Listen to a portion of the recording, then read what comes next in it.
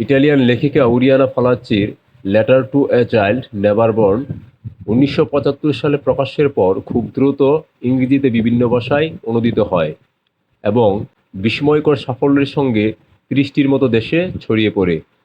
বইটি আজও বিভিন্ন ভাষায় অনুবাদ করা হয়।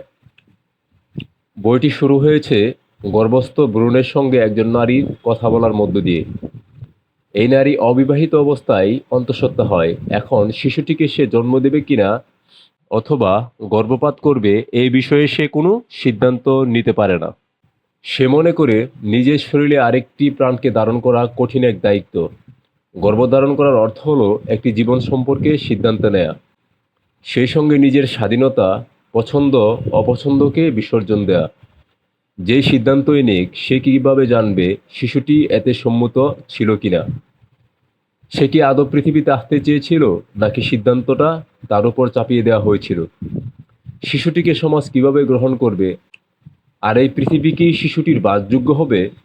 শিশুটি কি কষ্ট ও ত্যাগের একটি জীবন কাটাতে রাজি আছে?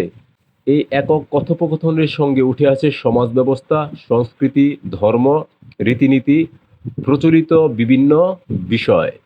গর্ভবহনের এই নিঃসঙ্গ যাত্রায় ৪৬ বৎসর আগে এই প্রসঙ্গগুলো বর্তমান পৃথিবীতেও বহুল আলোচিত ও বিতর্কিত।